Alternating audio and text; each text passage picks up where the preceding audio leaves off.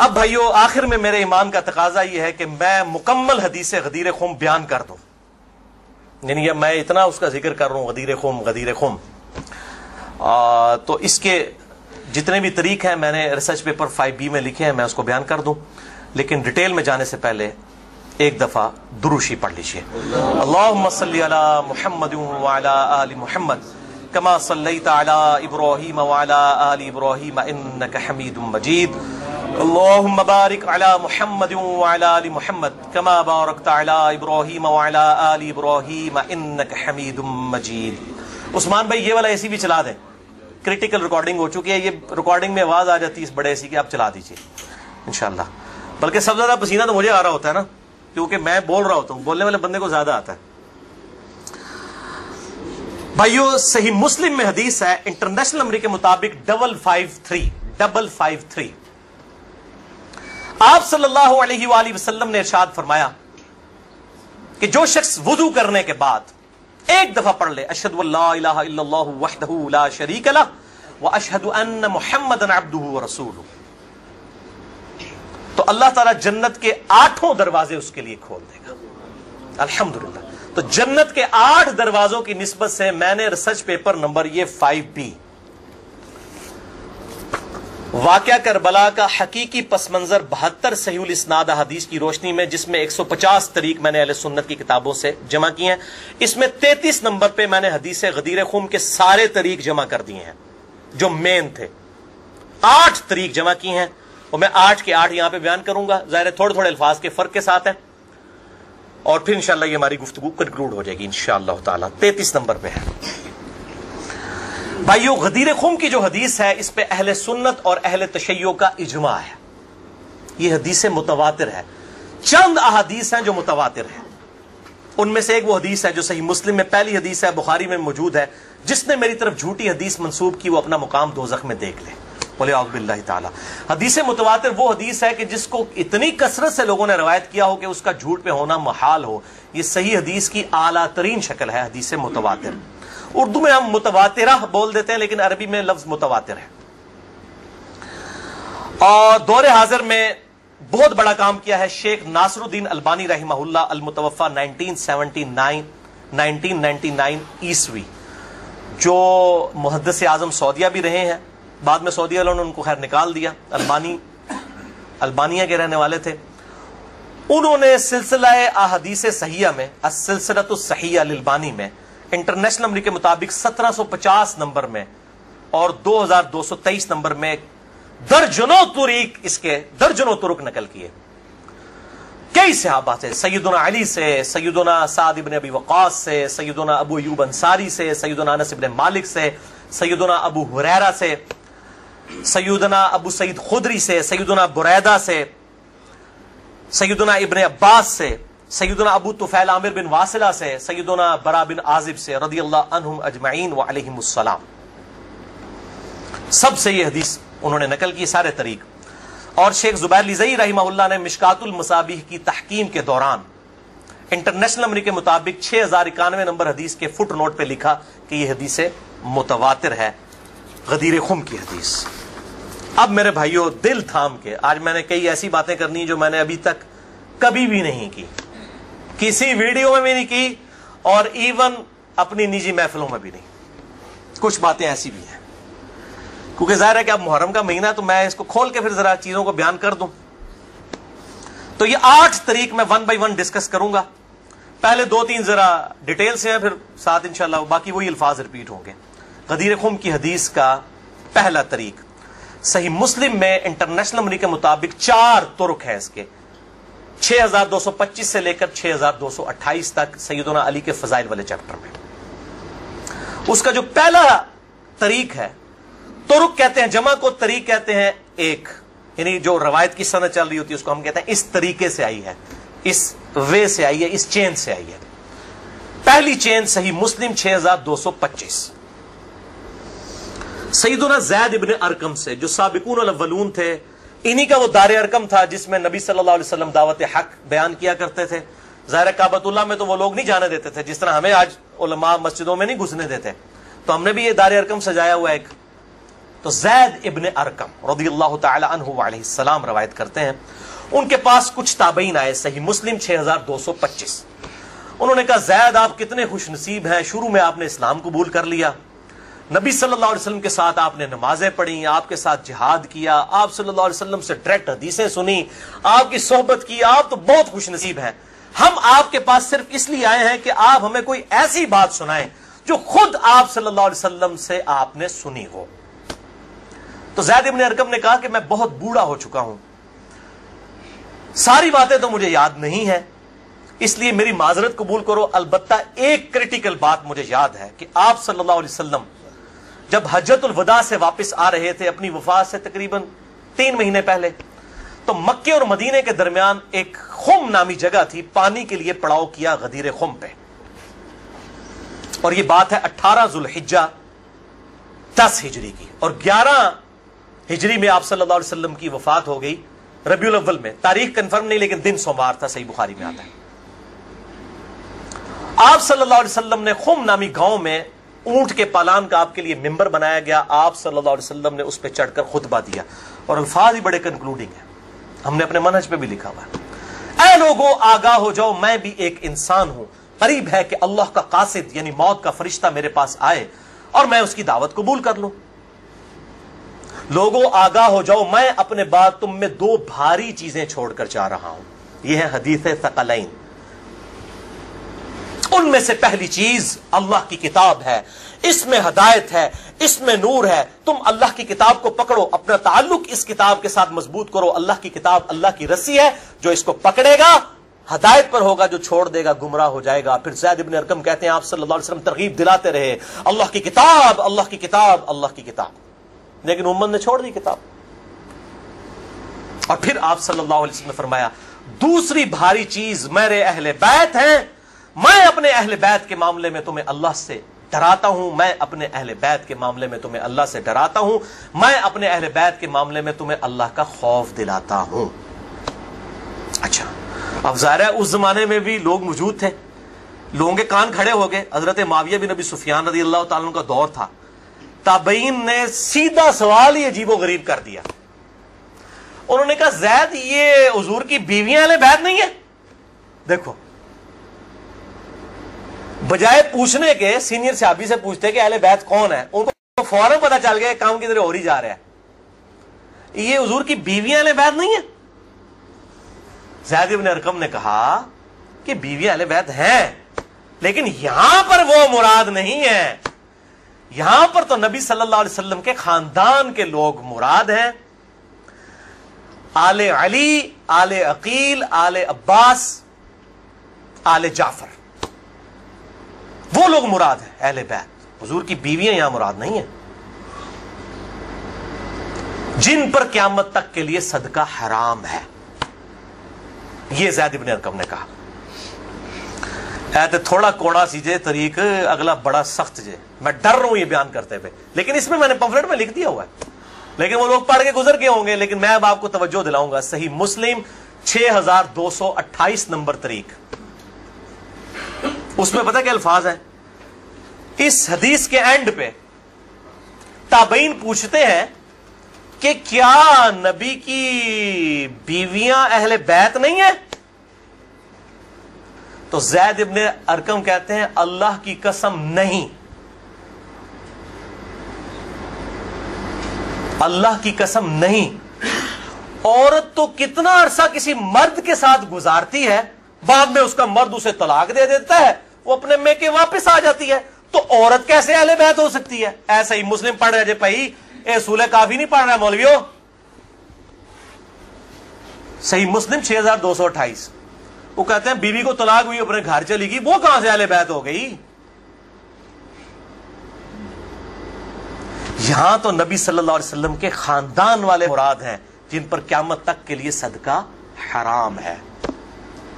زید ابن ارقم کو ریال نہیں ملتے تھے، نہ سعودیہ سے نہ ایران سے،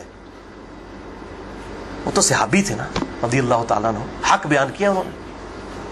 اچھا یہ نہ سمجھیں یہ کہہ دیں کہ زید ابن ارقم کا اجتہاد ہے، اے بھائی اجتہاد نہیں ہے، سن لو، ایک معنوں میں اہل بیت بیویاں ہیں سورۃ الاحزاب آیت نمبر 33 کے تحت، لیکن یہ جس اہل بیت کے بارے میں اللہ سے ڈراتا ہوں ان کے ساتھ اس نے سلوک کرنا، یہ وہی لوگ تو ذبح ہوئے ہیں، آل عقیل ذبح ہوئے، آل جعفر ذبح ہوئے، آل عباس جعفر ہوئے، آل علی ذبح ہوئے، انہی کی اولادیں ذبح ہوئی ہیں نا. یہ 72 جو ہم شہدائے کربلا کہتے ہیں انہی کے بارے میں ڈرایا تھا، جن کے بارے میں غیبی خبر دی گئی تھی کہ ان کے ساتھ امت برا سلوک کرے گی. اچھا، یہ زید ابن ارقم کا اجتہاد نہیں ہے میرے بھائیوں. اس کی سپورٹ میں صحیح مسلم سے 2 مرفوع حدیثیں اپنے محبوب صلی اللہ علیہ وسلم کی حدیثیں بیان کرتا ہوں. سنیں پہلی حدیث انٹرنیشنل نمبر کے مطابق صحیح مسلم میں 6261 نمبر. اما عائشہ رضی اللہ تعالی عنہا وعلیہ السلام خود روایت کر رہی ہیں کہ ایک دن نبی صلی اللہ علیہ وسلم اس حال میں برآمد ہوئے کہ آپ صلی اللہ علیہ وسلم نے ایک کالے رنگ کی چادر اوڑھی ہوئی تھی جس پہ نقش و نگار بنے ہوئے تھے جیسا کہ اونٹ کے کجاووں کے ہوتے ہیں. کالے رنگ کی منقش چادر اوڑھی ہوئی تھی. اتنے میں سیدنا حسن آئے، آپ صلی اللہ علیہ وسلم نے ان کو اپنی چادر کے نیچے لے لیا. پھر سیدنا حسین آئے، ان کو اپنی چادر کے نیچے لے لیا. پھر سیدہ فاطمہ آئی، ان کو اپنی چادر کے نیچے لے لیا. پھر سیدنا علی آئے، ان کو بھی اپنی چادر کے نیچے. ان چاروں کو لیا اور 5ویں خود، جس سے 5 تن پاک کا ہم کانسیپٹ لیتے ہیں، 5 اس چادر کے نیچے لیا. سیدہ عائشہ کو نہیں لیا. پوائنٹ ٹو بی نوٹڈ، وہ راوی ہیں، وہ دیکھ نہیں ہے منظر. اور اما عائشہ دیکھ لیں کتنی منصف مزاج تھی، انہوں نے یہ روایت بیان کر دی. ورنہ کسی درجے میں اپنے بارے میں بھی سوچ سکتی تھی کہ مجھے نہیں لیا گیا. لوگ کل کو سوال کریں گے کہ آپ کو کیوں نہیں لیا گیا، آپ اہل بیت نہیں تھی؟ تھیں، یقیناً تھی. لیکن یہ والا معاملہ جو ہے وہ ایکسٹرا آرڈنری ہے، اسپیشل پروٹوکول ہے. چادر کے نیچے لیا. پھر آپ صلی اللہ علیہ وسلم نے سورۃ الاحزاب کی آیت نمبر 33 پڑھی. انما یرید اللہ لیذھب عنکم الرجس اہل البیت ویطہرکم تطہیرا. اے نبی کے گھر والو، اللہ تو صرف یہی چاہتا ہے کہ ہر طرح کی ناپاکی تم سے دور کر دے اور تمہیں خوب صاف ستھرا کر دے. راویہ اما عائشہ ہیں، خود چادر کے نیچے نہیں ہیں. علی، حسن، حسین اور سیدنا علی ہیں، سیدہ فاطمہ ہیں، اور نبی صلی اللہ علیہ وسلم 5ویں خود. تو زید ابن ارقم نے کوئی غلط بات نہیں کی ہے، ان کو یہ حدیثیں پتہ تھیں. اور دوسری حدیث صحیح مسلم سے ہی انٹرنیشنل نمبر کے مطابق 6220 نمبر. یہ بڑی لمبی حدیث ہے، میرا ٹاپک کسی دوسری طرف چلا جائے گا اور کچھ بن جانا ہے. چونکہ میں اس کو لکھ چکا ہوں ان 150 روایتوں والے 72 والے احادیث والے، لہذا میں اس کا ایک پورشن بیان کرنے لگا ہوں. باقی جسے شوق ہو تو وہ پڑھ لے، اس کے اندر میں نے لکھا ہے اس کا پورا طریقہ، ورنہ معاملہ کہیں سے اور ہی نکل جانا ہے. پھر سب و شتم والا ایشو ڈسکس ہو جانا ہے. حضرت معاویہ کے دور میں جو سیدنا علی کے پر لعنت ہوتی تھی، وہ والا ٹاپک اس میں ڈسکس ہو جانا ہے. اس لیے میں اس حدیث کا آخری جز بیان کر رہا ہوں کہ سیدنا سعد ابن ابی وقاص رضی اللہ تعالیٰ عنہ کہتے ہیں کہ جب آیت مباہلہ نازل ہوئی نجران کے عیسائیوں کے ساتھ، نبی صلی اللہ علیہ وسلم کی 1 to 1 ڈبیٹ ہوئی. اینڈ پہ ہوا کہ ٹھیک ہے مباہلہ کرتے ہیں، کون حق ہے کون باطل ہے. سورہ ال عمران آیت نمبر 61 نازل ہوئی. فَقُلْ تَعَالَوْا نَدْعُوا أَبْنَاءَنَا وَأَبْنَاءَكُمْ وَأَنفُسَنَا وَأَنفُسَكُمْ وَنِسَاءَنَا وَنِسَاءَكُمْ وَأَنفُسَنَا وَأَنفُسَكُمْ. کہ نبی صلی اللہ علیہ وسلم کو کہا گیا کہ ان کو کہو اپنے بیٹوں کو لے آؤ، ہم بھی اپنے بیٹوں کو لے آتے ہیں. تم بھی اپنی عورتوں کو لے آؤ، ہم بھی اپنی عورتوں کو لے آتے ہیں. تم خود بھی آ جاؤ، ہم خود بھی آ جاتے ہیں. پھر اللہ کے حضور اوپن میدان میں دعا کرتے ہیں، جھوٹے پہ اللہ کی لعنت. اس کو مباہلہ کہتے ہیں. لیکن نہیں آئے. سعد ابن ابی وقاص کہتے ہیں کہ نبی صلی اللہ علیہ وسلم، قرآن میں کیا حکم آیا تھا؟ اپنے بیٹوں کو لے کر آؤ. تو کس کو لے کے آئے؟ سیدنا حسن، سیدنا حسین، سیدنا علی. اور ساتھ کیا تھا؟ اپنی عورتوں کو لے کر آؤ. نبی صلی اللہ علیہ وسلم کی عورت کون تھی؟ سیدہ عائشہ، سیدہ حفصہ، باقی امہات المومنین. لیکن ان کو نہیں لائے، سیدہ فاطمہ کو لے کر آئے. Point to be noted. نازمیوں کے لیے پھکی. اگر آپ کو کہے اپنے گھر کی عورتوں کو لے آؤ تو سب سے پہلے بیوی لائی جاتی ہے. آیت مباہلہ میں بیوی نہیں آئی، سیدہ فاطمہ آئی ہیں. اگلی گلا آپ سمجھ جاؤ بھائی زید ابن ارقم نے کیوں کہا. صحیح مسلم 6228 کہ بیوی تو خاوند کے ساتھ کافی عرصہ گزارتی ہے، جب طلاق ہو جائے تو وہ اپنے میکے واپس چلی. حالانکہ نبی صلی اللہ علیہ وسلم نے کسی کو نہیں دی طلاق، لیکن اتنی ننگی بات اس لیے ان کو کرنی پڑی، اتنی سخت بات، تاکہ حق کھل کے بیان ہو. اور نبی صلی اللہ علیہ وسلم نے بھی آپ دیکھ لیں قرآن میں حکم تھا عورتوں کو لے کر آؤ، بیویاں نہیں لے کے آئے. सईदा फातिमा को साथ लेके आए। यहां से भी 5 तन पाक वाला कॉन्सेप्ट, ये पाक वाला वो मासूमियत वाला अकीदे की मैं बात नहीं कर रहा, अहले सुन्नत का जो अकीदा है, मनहज है, उसकी बात कर रहा हूं। लिहाजा सैयदना ज़ैद इब्न अरकम रज़ियल्लाहु ताला अन्हु की तशरीह बिल्कुल दुरुस्त है। तीसरा तरीक इमाम इब्न अबी आसिम की किताब अस-सुन्ना 1158 नंबर हदीस है। सैयदना अली रज़ियल्लाहु ताला अन्हु खुद रावी हैं कि गदीर खुम पे आप सल्लल्लाहु अलैहि वसल्लम ने सहाबा को जमा करके कहा कि ऐ मेरे सहाबा, क्या तुम अल्लाह को रब मानते हो, मुझे अपना पैगंबर मानते हो? साहब ने कहा भला या रसूलल्लाह क्यों नहीं। फिर कहा क्या तुम अल्लाह और उसके रसूल को सब लोगों से बढ़कर महबूब समझते हो? उन्होंने कहा क्यों नहीं। फिर आप सल्लल्लाहु अलैहि वसल्लम ने फरमाया कि फिर अगर तुम मुझे और अल्लाह को महबूब रखते हो, फिर फरमाया मन कुन्तु मौलाहु फहादा अलीयुन मौलाहु, फिर जिसका मौला मैं उसका मौला अली। जिगरी यार, मौला का मतलब जिगरी यार, जिसने सूरह अत-तहरीम की आयत नंबर 4 में आया इन्नल्लाह हुवा मौलाहु व जिब्रीलु व सालिहुल मुमिनीन। अल्लाह के नबी का मौला है जिब्रील, फरिश्ते और तमाम साले मोमिनीन मौला है। नबी से सनम उनके मौला है, वो उनके दिली महबूब है।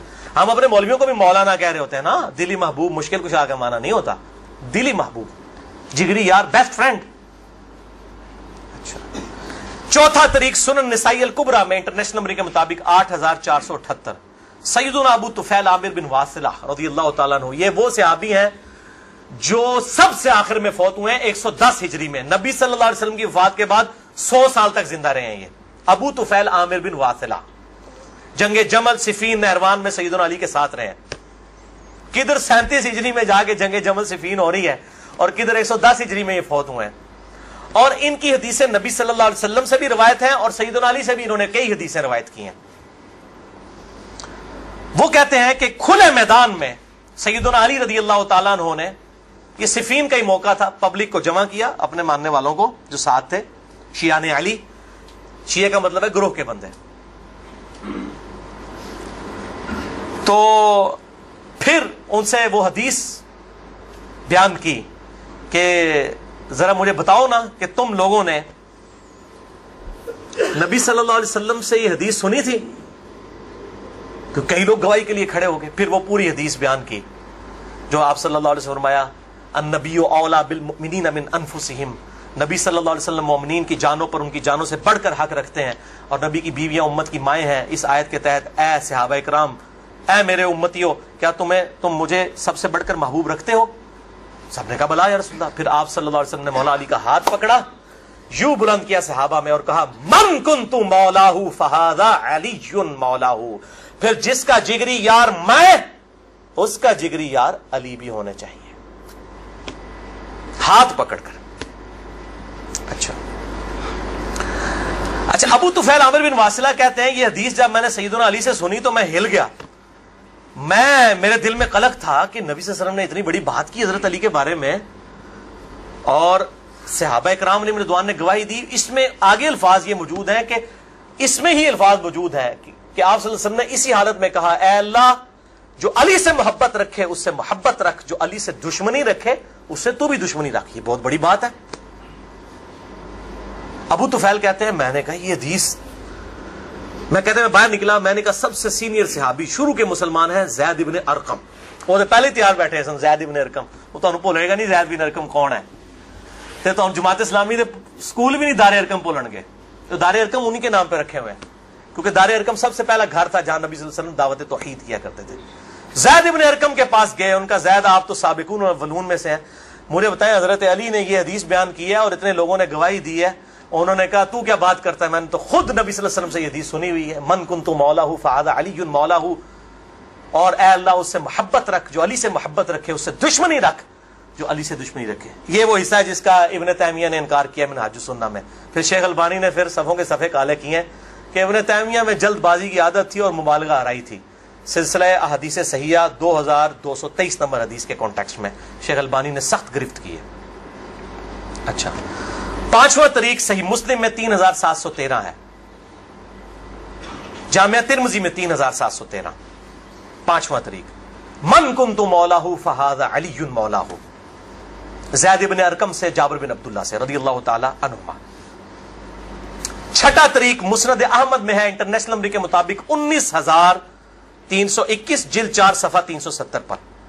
کہ سیدنا علی نے جب پوچھا گواہی دو گے اس حدیث کی غدیر خم کی، تو 30 صحابہ وہاں پر کھڑے ہوئے، اور باقی پوری حدیث وہی ہے سنن نسائی الکبریٰ والی کہ اے اللہ اس سے محبت رکھ جو علی سے محبت رکھے، اس سے دشمنی رکھ جو علی سے دشمنی رکھے۔ تو ہمیں تو بڑا فخر ہے، ہم تو علی سے نہ صرف محبت رکھتے ہیں، علی کے دشمنوں کو للکار رہے ہیں، الحمدللہ۔ تو اللہ تعالیٰ اسی عمل کے سبب، اس عمل کا وسیلہ اللہ کے حضور پیش کرتے ہیں کہ اللہ تعالیٰ ہمیں محبوب رکھے، آمین۔ بھائی یہ غدیر خم پہ آپ صلی اللہ علیہ وسلم نے خطبہ کیوں دیا؟ اس کی میں نے حکمت کئی لیکچرز میں بیان کی، یہاں پہ بھی بیان کر دوں۔ یہ آپ خطبہ حجۃ الوداع پہ بھی دے سکتے تھے، وہ روایتیں ضعیف ہیں۔ غدیر خم اس موقع پر پہنچ کر سب لوگ عرب کے جا چکے تھے سوائے اہل شام کے اور اہل مدینہ کے، اور اہل شام صفین میں سیدنا علی کے خلاف کھڑے ہوئے، اور اہل مدینہ میں جو کچھ لوگ تھے انہوں نے اہل مدینہ کے ساتھ زیادتی کی، کچھ ان کے ساتھ زیادتیاں ہوئی۔ اہل مدینہ اور اہل شام کو اصل میں ڈرایا گیا، کیونکہ واقعہ ہرہ میں اہل مدینہ کے ساتھ ظلم کیا یزید نے، اور صفین میں جو ہے وہ حضرت معاویہ جو فوج لے کے آئے وہ شامیوں کی تھی۔ اس لیے نبی صلی اللہ علیہ وسلم نے حضرت علی کے بارے میں یہ کرٹیکل حدیث وہاں پر بیان کی تاکہ شامیوں کو اور اہل مدینہ کو ڈر سنا دیا جائے۔ یہ اس کی ٹیکنیکل ریزن تھی، یہ کوئی خلافت والا معاملہ نہیں تھا۔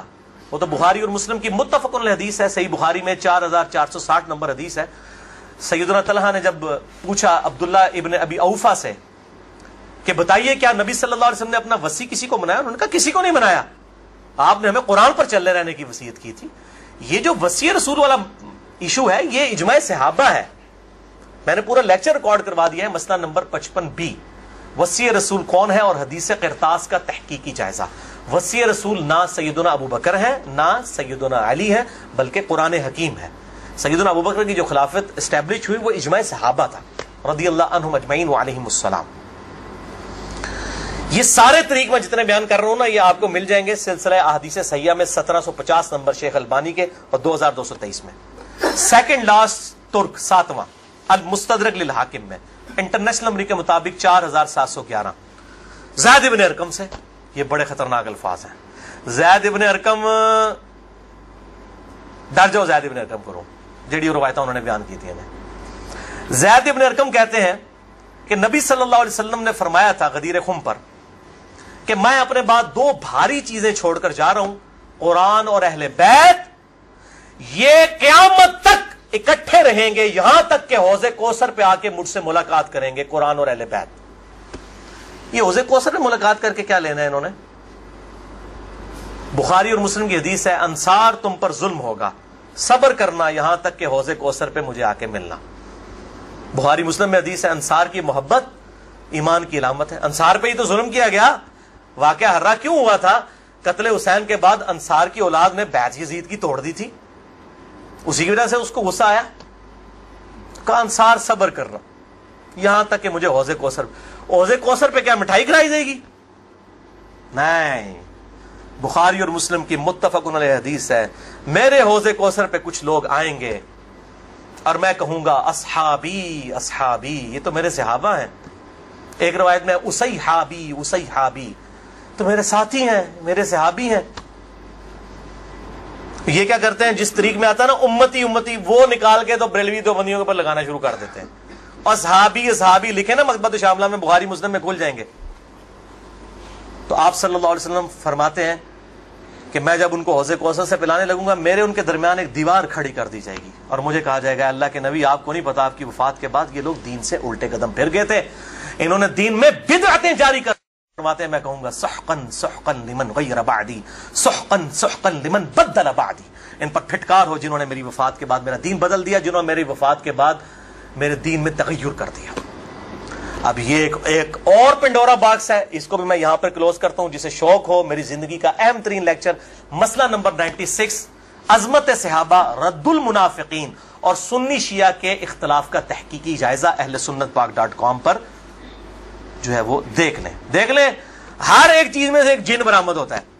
8واں طریق اس سے ریلیٹڈ ہے، غدیر خم کا تو نہیں لیکن ریلیٹڈ ہے، اس لیے میں نے اس کو بیان کرنا ضروری سمجھا۔ المستدرک للحاکم میں انٹرنیشنل نمبر کے مطابق 4628۔ اس جتنی میں حدیثیں بیان کر رہا ہوں شیخ البانی، شیخ زبیر لیزئی، امام ذہبی، امام حاکم رحمہم اللہ اجمعین تمام نے ان کی تصحیح کی ہوئی ہے۔ میں کو کار بیک نہیں، عالم ضعیف حدیثیں بیان کر رہا نا جو کفایت اللہ سنابلی کرتا ہے، تے پائی جی تے 10 گھنٹے نہ مکن حدیثاں، میں صرف صحیح حدیثیں بیان کر رہا ہوں جن کے اوپر اتفاق ہے سب کا. یہ حدیث بھی بڑی اہم حدیث ہے.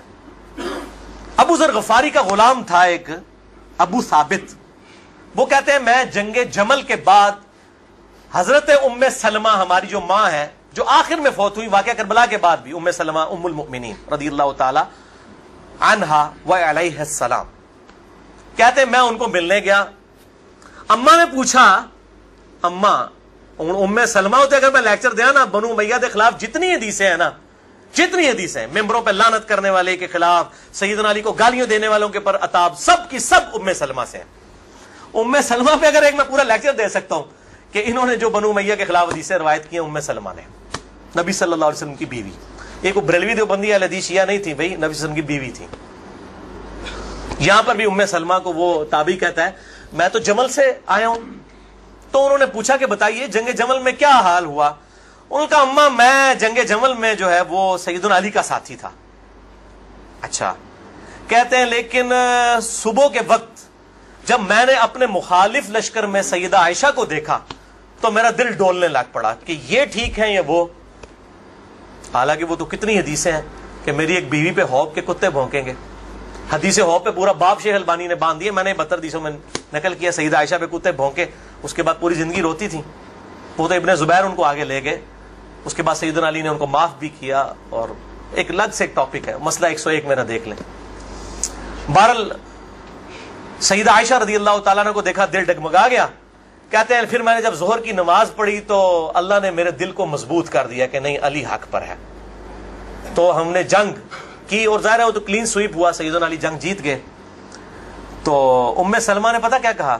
انہوں نے یہ نہیں کہا کہ یہ مشاجرات صحابہ مجھ سے کیوں ڈسکس کر رہے ہو، دو ہی ٹھیک نے. انہوں نے کہا ابو ثابت تو نے بڑا ہی اچھا کام کیا، میں حضور کی بیوی ہوں، میں نے خود نبی صلی اللہ علیہ وسلم سے یہ بات سنی تھی کہ قرآن اور علی یہ قیامت تک ساتھ رہیں گے یہاں تک کہ یہ مجھے حوض کوثر پہ آ کر ملے. اس سے مراد کہ حضرت علی زندہ رہیں گے، مراد یہ ہے کہ علی کا جو سٹانس ہے اور قرآن یہ ساتھ ہیں، دونوں علی اور قرآن ساتھ رہیں گے یہاں تک کہ حوض کوثر پہ آ کے مجھے ملے. اوتھے نازمیاں دی لگے گی پھینٹی، حوض کوثر سے تب ملن گے تو پھر یہی کچھ ہوئے گا نا. سحقن سحقن لبن غیر بعدی، وہاں پہ یہ ہوگا. اچھا، تو یہ الحمدللہ سارے طریق مکمل ہوئے. آخر میں 3 حدیثیں بیان کر کے اس کو کنکلوڈ کرتا ہوں. المستدرک الحاکم میں صحیح سند کے ساتھ 4717 نمبر حدیث ہے. ایک طریق شیخ البانی شیخ زبیر لیزئی دونوں نے صحیح کہا، امام حاکم امام ذابی نے موافقت کی کہ آپ صلی اللہ علیہ وسلم نے فرمایا اللہ کی قسم ہم اہل بیت کے ساتھ جو بغض رکھے گا اللہ تعالیٰ اسے ضرور دوزخ میں داخل کرے گا. کہتے ہیں یزید کا معاملہ اللہ پہ چھوڑیں، امام ذہبی نے لکھا ہے کہ سب سے بڑا ناسبی یزید تھا.